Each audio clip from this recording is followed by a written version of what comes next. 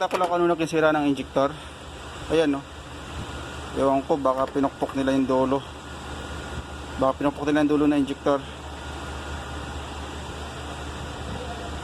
Wala eh. Sarado yung ano, sarado yung butas. Kaya hindi na makapag-spray. Ito naman yung kasunod, yung number 4. Okay naman eh. Saka yung number 2. Yun lang ang number 6 ang parang pinupok yung dulo o baka pinalitan ng may-ari o ewan ko ba anong story yung sakyan na to.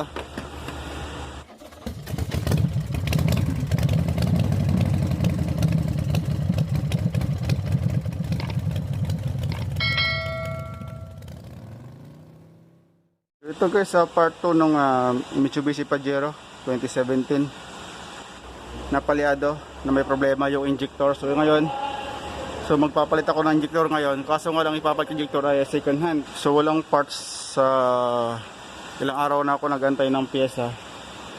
So wala pa rin parts na dumating, walang pyesa na dumating. So napagdesisyonan na mayroong isang sasakyan na naka-standby. Isang Pajero doon naka-standby. So ang gagawin, so, habang wala pang pyesa, kukuha muna ako sa iba. So medyo hindi siya ganun kadaling kalasin yung ating injector kasi kailangan natin tanggalin itong intake manifold. So baka ito tanggalin itong radiator na to, radiator hose na to. So basta pakita ko lang guys ang mga tanggalin ko rito. So ngayon guys, ating umpisa ng kalasin itong intake manifold. Una-una ating kasi muna yung ating negative ng battery terminal, ating muna alisin for safety na rin.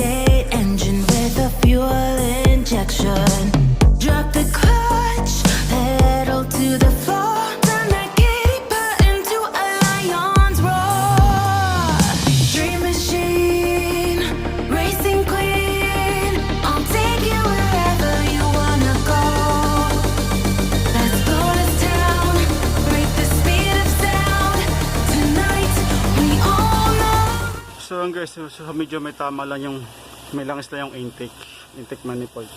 Ito yung cylinder na sa injector number 6.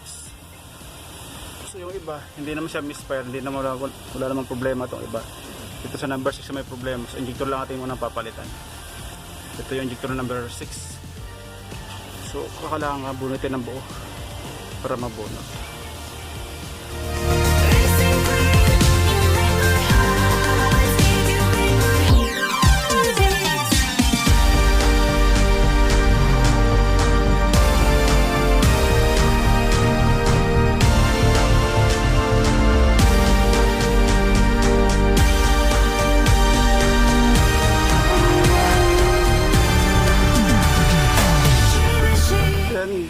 nabunot. So bali ito yung number 6 na injector. So kung mapapansin nyo, malamang ito nga naman may problema kasi basa ito. Basa itong part na to. Basa ng gasolina. Tulad sa ibang injector niya na tuyo. Yan ah. Tuyo siya, dito na dito basa. So bali ito yung papalitan ko, isa lang sa injector niya. Kita ko lang kung ano nagkisira ng injector. Ayan no. Ewan ko, baka pinukpok nila yung dulo. Baka pinukpok nila yung dulo na injector. Wala eh. Sarado yung ano, sarado yung butas. Kaya hindi na makapag-spray. Ito naman yung kasunod, yung number 4. Okay naman eh. Saka yung number 2. Yun lang ang number 6 ang parang pinupok yung dulo o baka pinalitan ng mayari. O ewan ko ba kung anong story yung sakyan na to. So ito yung ipapalit natin. So okay naman yung dulo eh. So linisan ko na lang yan sa kakabit ka. So yan guys, sabali assembly na ang kinuha.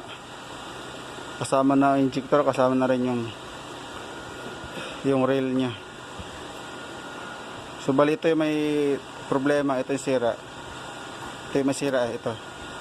Itong side na ito yung number 6. So ito yung kakabit ko. Ito. Buo na yung ano eh, buo na yung kinuha. Kasama na yung injector 6 at 3.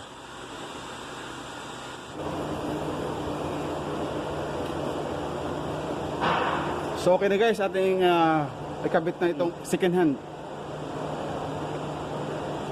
Ito ating kabit dito. So atin munang basa yung dulo para madali siyang ipasok.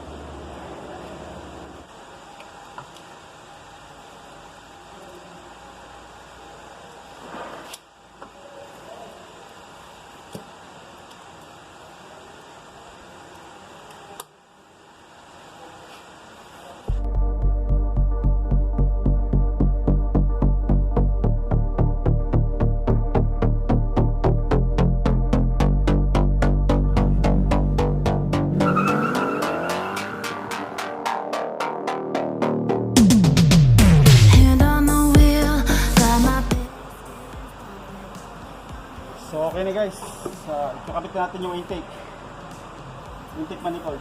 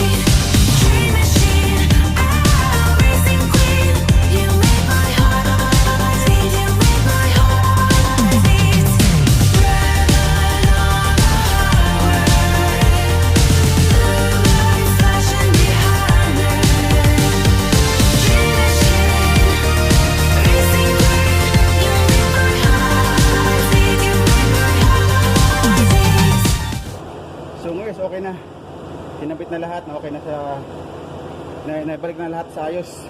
So ang gawin natin ngayon, checkin na lang natin, panarin natin at i-checkin kung okay na ba. So mamaya ko na ibalik yung cover dito, so panarin ko muna.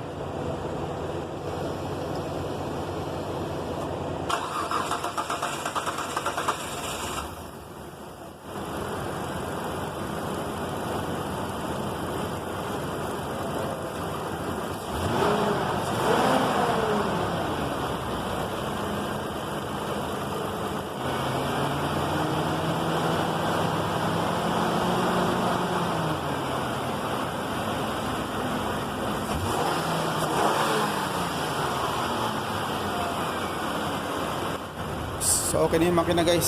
So atin na yung balik itong cover.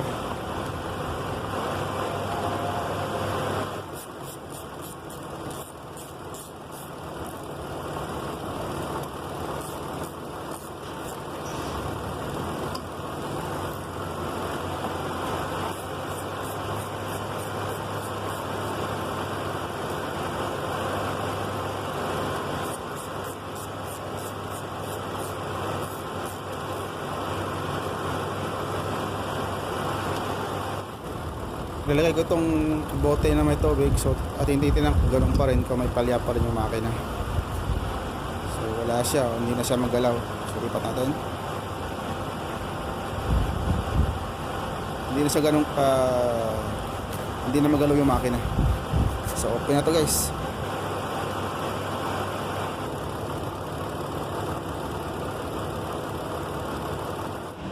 So okay na guys ang ginawa natin. So wala na siyang miss. Okay na, may galit na yung makina. Nung hindi napalitan ng injector, walang galit yung makina, palyado.